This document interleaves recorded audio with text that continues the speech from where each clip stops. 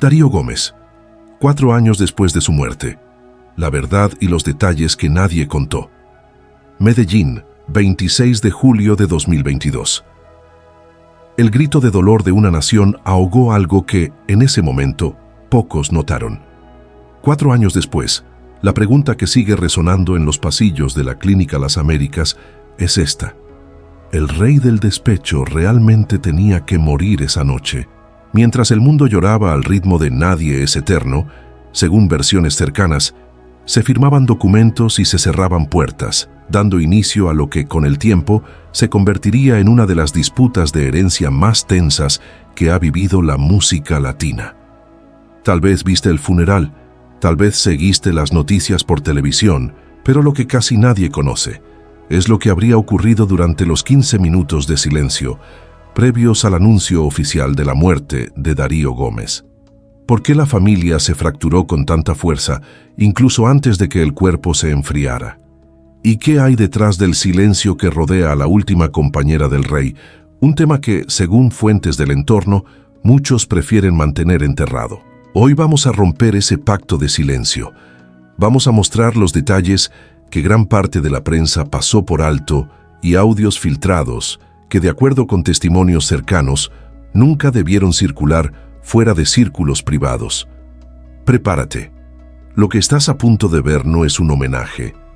Es una investigación sobre la verdad que, según múltiples versiones, intentaron borrar. Antes de abrir este archivo, dime con sinceridad, ¿crees que la familia de un ídolo debe priorizar el legado o el dinero? Déjalo en los comentarios y prepárate, porque lo que viene a continuación puede cambiar la forma en que escuchas sus canciones. Para entender el vacío que dejó Darío Gómez, hay que comprender primero el tamaño del imperio que construyó desde cero.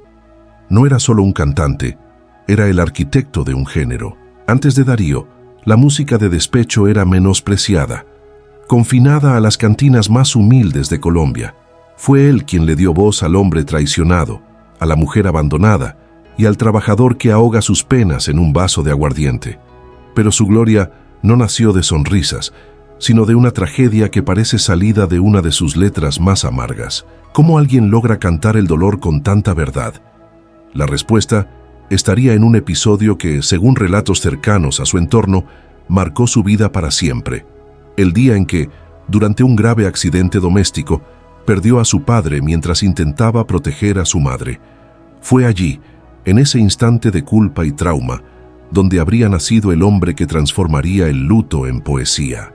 A lo largo de 4 décadas, Darío Gómez acumuló más de 900 composiciones y una fortuna que pocos artistas latinos se atrevieron siquiera a imaginar. Se convirtió en el rey del despecho porque nadie más supo transformar el fracaso amoroso en un himno de resistencia. Ciudades enteras se detenían para escucharlo. Era el consejero de corazones rotos, el hombre que convirtió a Medellín en una capital mundial de la música popular. Sin embargo, mientras el mundo veía el brillo de las joyas, las fincas lujosas y los conciertos abarrotados, detrás de las cortinas de terciopelo, el rey estaba rodeado de lobos. La misma gloria que lo llevó a la cima creó un abismo entre quienes más amaba. Construyó un castillo de oro, pero olvidó que los castillos atraen invasores. En la cima de su madurez, cuando parecía que por fin disfrutaría de su paz, el destino le preparó su última y más cruel emboscada.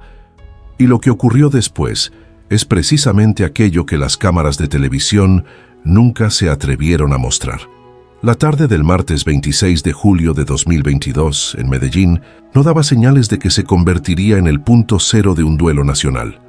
El sol se escondía detrás de las montañas de Antioquia, mientras Darío Gómez, el hombre que sobrevivió a décadas de excesos, tragedias y gloria, cumplía su rutina en la sede de su empresa, Discos Dago. Pero para quienes observan los detalles con mirada investigativa, las sombras comenzaron a proyectarse mucho antes del primer aviso. A diferencia de lo que muchos creen, Darío no estaba en un hospital, estaba en control. Sin embargo, según testimonios del entorno, en las semanas previas, el semblante del rey ya no era el mismo.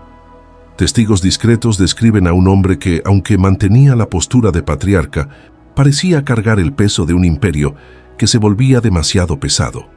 La pregunta que resuena 4 años después es esta: ¿hubo señales que fueron ignoradas por quienes estaban a su alrededor?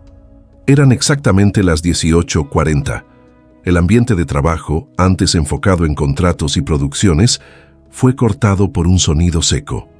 El colapso. En el momento en que el cuerpo de Darío tocó el suelo, el destino de la música popular colombiana cambió para siempre. Pero es aquí, en ese minuto exacto, donde la verdad comienza a fragmentarse en versiones. Una versión sostiene que fue auxiliado de inmediato. Otra, que circula en voz baja entre bastidores, cuestiona el tiempo de respuesta. ¿Quién estaba con él en ese segundo preciso? ¿Por qué las llamadas de emergencia, según algunos relatos, no parecían reflejar la gravedad de lo que estaba ocurriendo? El traslado a la Clínica Las Américas fue un borrón de sirenas y desesperación. Basta imaginar las calles de Medellín, una ciudad que respira su música, siendo atravesadas por una ambulancia que transportaba su mayor tesoro. Al llegar al área de urgencias, el escenario parecía sacado de un thriller.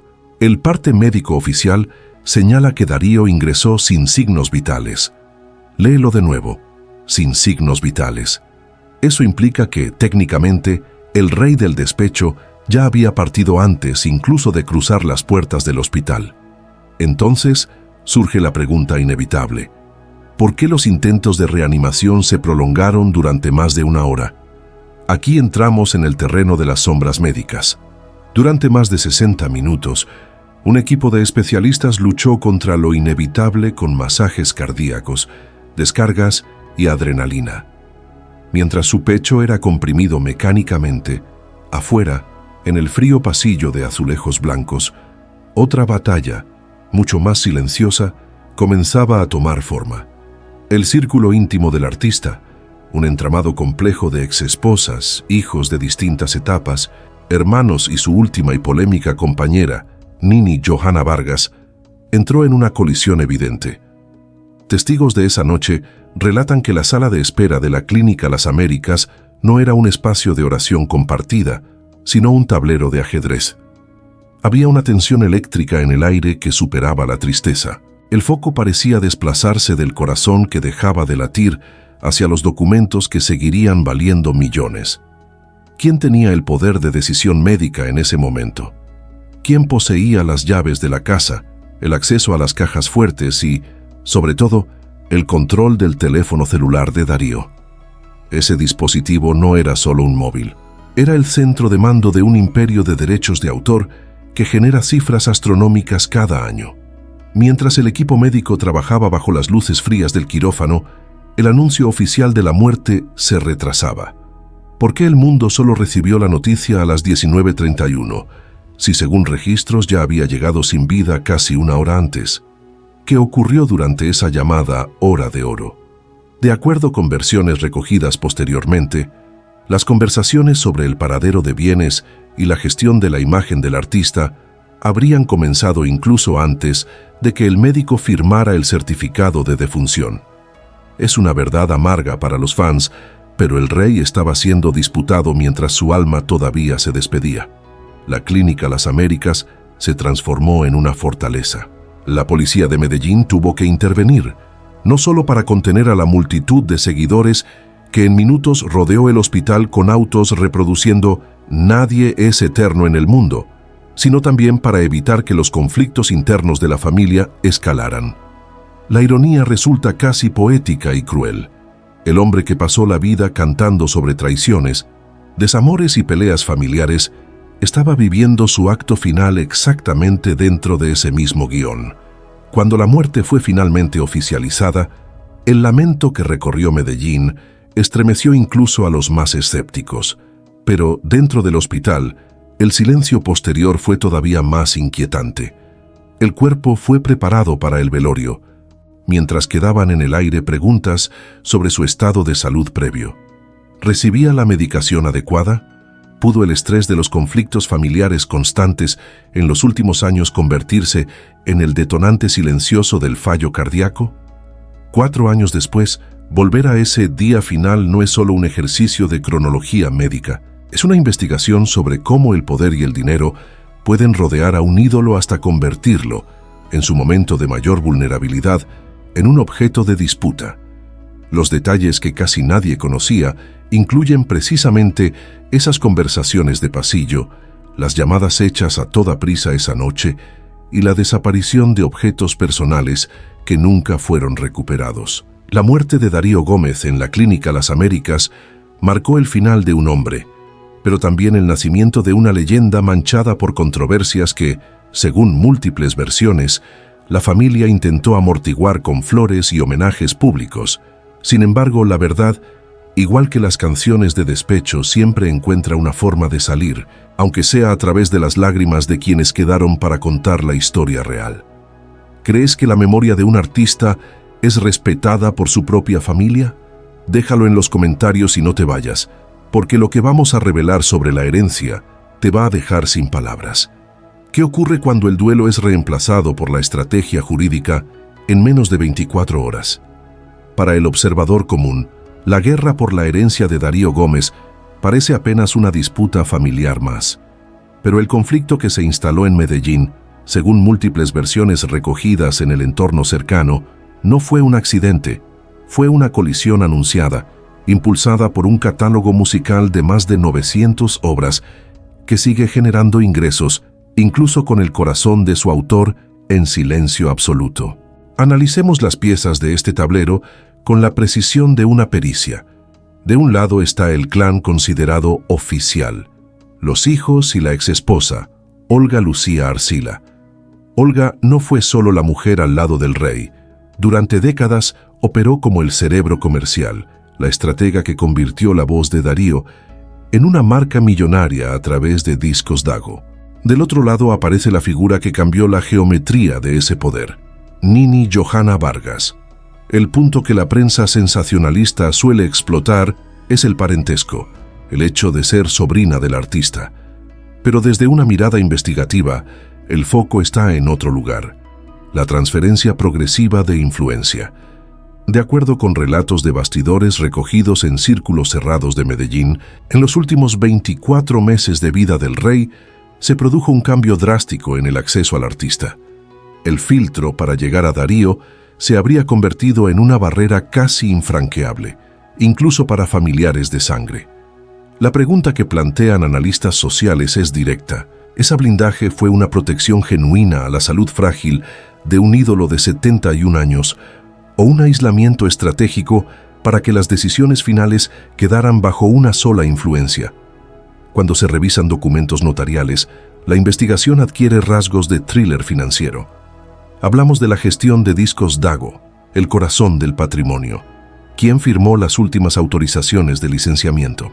¿Cómo una estructura corporativa valorada en millones de dólares modificó su gobernanza, mientras el ídolo lidiaba con crisis hipertensivas y el desgaste acumulado de 4 décadas de escenarios? En este contexto, la traición se lee entre líneas contractuales.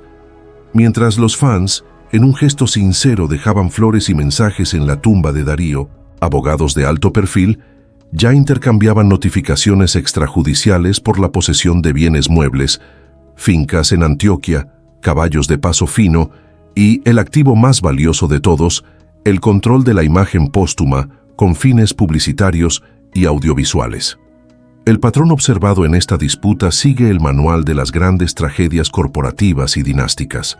El cambio de cerraduras en la residencia principal del artista, ocurrido pocas horas después del anuncio oficial de su muerte en la Clínica Las Américas, es un detalle que, según fuentes del entorno, no puede pasarse por alto. Más que una medida preventiva, habría sido una demarcación de territorio. ¿Por qué tanta prisa por aislar el patrimonio físico, incluso antes de que el cuerpo del rey fuera liberado para el velorio público? ¿Qué se intentaba proteger o qué se pretendía ocultar? ¿Existía dentro de esas paredes algún testamento no revelado o algún registro de voluntad que ciertas partes no querían que saliera a la luz? El análisis apunta a una fractura que va mucho más allá del saldo bancario. Es una guerra por el relato. De un lado se intenta construir la imagen de un Darío que murió en paz, acompañado por un nuevo amor y en relativa armonía. Del otro, emergen audios filtrados, mensajes de texto y testimonios de antiguos empleados que describen a un hombre rodeado de presiones insostenibles, reclamos financieros agresivos de herederos impacientes y un cansancio existencial profundo que su voz poderosa y los escenarios iluminados intentaban ocultar. La traición aquí es sistémica y multifacética. Es la erosión de la dignidad de un hombre que pasó la vida cantando sobre el desamor y la traición del pueblo, solo para convertirse, en su lecho final, en el premio principal de una cacería privada. Según investigaciones paralelas y declaraciones públicas de algunos hermanos, como Nelson Gómez, surgieron acusaciones que sacudieron las redes sociales, insinuando falta de atención médica adecuada o una posible manipulación de su voluntad. No se trata solo de chismes familiares, son piezas de un rompecabezas que sugiere que el trono de Darío pudo haber sido disputado incluso antes de quedar vacío. Los números son claros. Las búsquedas y reproducciones de su música se dispararon tras su muerte, inyectando liquidez inmediata en las cuentas de la discográfica. Es ese oro digital el que hoy sostiene la batalla en los tribunales de Antioquia. Cada visualización de este video, cada comentario que dejas, forma parte de ese ecosistema que la familia disputa con uñas y dientes. La verdad amarga es que el rey dejó un legado dorado, pero lo que hoy guardan los archivos judiciales es el expediente de una dinastía que, en muchos momentos, parece haber olvidado la melodía de la nostalgia para concentrarse exclusivamente en la matemática del reparto. ¿Cómo un hombre que fue el consejero sentimental de toda una nación terminó siendo el eje de semejante discordia? La traición de la que Darío tanto hablaba no llegó de un amante ni de un amigo de bar. Surgió de la estructura que él mismo construyó para protegerse. El rey del despecho murió como un héroe para su público, pero los documentos analizados sugieren que, para quienes quedaron, él era, ante todo, uno de los activos financieros más importantes de la historia reciente de Colombia. Entramos ahora en la zona más oscura de este video, cuando el ataúd de Darío Gómez fue finalmente cerrado y las luces del Coliseo de voleibol se apagaron. El mundo creyó que la historia había terminado. Pero para peritos y seguidores más atentos, las preguntas sin respuesta apenas comenzaban a salir de las sombras. La versión oficial fue breve y directa: paro cardiorrespiratorio. Sin embargo, en la medicina investigativa, el diagnóstico es solo el final. Lo que importa es el detonante. El primer gran misterio está en la aparente salud de hierro que mostraba el rey. Apenas semanas antes de su colapso, Darío mantenía una agenda de conciertos que pondría en aprietos a artistas con la mitad de su edad. ¿Qué cambió tan drásticamente en su organismo? Fuentes cercanas y algunos de sus hermanos comenzaron a mencionar una palabra que, según versiones del entorno, la familia oficial intentó minimizar: estrés sistémico provocado por aislamiento. Existen relatos de que, en los últimos meses, el rey habría estado sometido a una carga emocional de conflictos domésticos que su corazón, ya cansado de tantas décadas de carretera, difícilmente podía soportar. Pero vayamos al detalle que casi nadie contó. Se investigaron inconsistencias en los relatos sobre las medicaciones que Darío estaría tomando. ¿Cómo un hombre con acceso a los mejores médicos de Colombia no presentó señales preventivas de un colapso tan fulminante? Entre los fans circula una línea silenciosa de cuestionamientos. ¿Hubo fallas en el monitoreo de su presión arterial y de sus niveles de agotamiento? O peor aún, habría sido presionado para mantener un ritmo que su cuerpo ya rechazaba. Otro punto que nunca quedó del todo claro es el destino de ciertos objetos personales que estaban con él en la clínica Las Américas. ¿Dónde quedó el registro detallado de sus últimas comunicaciones? ¿Por qué hubo tanta resistencia a permitir que una pericia independiente analizara las circunstancias exactas de su ingreso al hospital? Cuando se trata de una figura que mueve miles de millones de pesos colombianos, una muerte súbita siempre exige más de una lectura. La teoría que más inquieta a los bastidores de Medellín es la del llamado pacto de silencio. Según rumores persistentes, algunas conversaciones ocurridas en la sala de emergencias entre médicos y figuras de poder que rodeaban al rey en ese momento, no habrían quedado asentadas en el historial clínico. También circula la versión de que Darío habría llegado a la clínica con señales de estrés emocional agudo, presuntamente provocado por una fuerte discusión familiar horas antes del colapso. Si eso fuera cierto, el paro cardíaco no habría sido un hecho aislado, sino el desenlace de un entorno tóxico. ¿Por qué ese detalle nunca fue profundizado por las autoridades? Y el misterio se extiende incluso a su tumba. En Medellín, el cementerio Campos de Paz se convirtió en lugar de peregrinación, pero también de vigilancia. Hay quienes aseguran que el rey se llevó consigo secretos sobre la situación real de sus empresas y sobre deudas ocultas que podrían comprometer la reputación de varios que hoy se presentan como herederos en duelo. ¿Por qué la prisa en sellar o cerrar procesos funerarios de ciertas figuras públicas? En el caso de Darío, la rapidez de los trámites impidió cualquier intento posterior de análisis que pudiera descartar de una vez por todas alguna anomalía química o medicamentosa. La verdad es que el misterio no resuelto de Darío Gómez no vive solo en los informes médicos, sino en lo que fue omitido. El silencio del equipo sanitario amparado en cláusulas de confidencialidad y la velocidad con la que se impuso la narrativa de muerte natural dejaron una cicatriz en la historia. El rey del despecho, que pasó la vida exponiendo el alma en sus letras, terminó su camino en un laberinto de secretos que ni siquiera 4 años de distancia lograron iluminar por completo. ¿Qué ocurrió realmente en esos pasillos de la Clínica Las Américas? Tal vez la respuesta permanezca guardada en un archivo que nadie tiene el poder o la valentía de abrir. 4 años han pasado y la voz de Darío Gómez sigue resonando en cada esquina, en cada bar y en cada corazón herido de América Latina. Pero después de sumergirnos en los detalles de este video, queda claro que el rey del despecho no fue solo víctima de un corazón cansado, fue el protagonista de una tragedia que superó cualquiera de sus letras. La verdad que casi nadie contó y que hoy intentamos descifrar es que el mayor ídolo de la música popular colombiana murió exactamente como vivió, rodeado del amor de millones, pero aislado por las sombras de una guerra que ya no podía controlar. El misterio en la Clínica Las Américas, los cambios de cerraduras realizados con prisa y la feroz disputa por un patrimonio millonario no son solo episodios de un proceso legal, son el retrato de cómo la gloria puede ser solitaria y de cómo, a veces, el dinero habla más fuerte que la sangre y la nostalgia. Darío nos dejó una lección amarga en su canción más conocida. Nadie es eterno en el mundo. Tal vez ya sabía que, al final, las luces se apagarían y lo único que quedaría sería el eco de su voz y la pelea por lo que construyó con sudor y lágrimas. Fue el hombre que devolvió dignidad al dolor de los humildes, pero terminó rodeado de una pena que su propia dignidad no le permitió exponer. Hoy, cuando escuchamos sus éxitos, no oímos solo música. Escuchamos el testamento de un hombre que transformó el desespero en oro y la traición en arte. El rey se fue, pero las preguntas que dejamos aquí siguen vivas.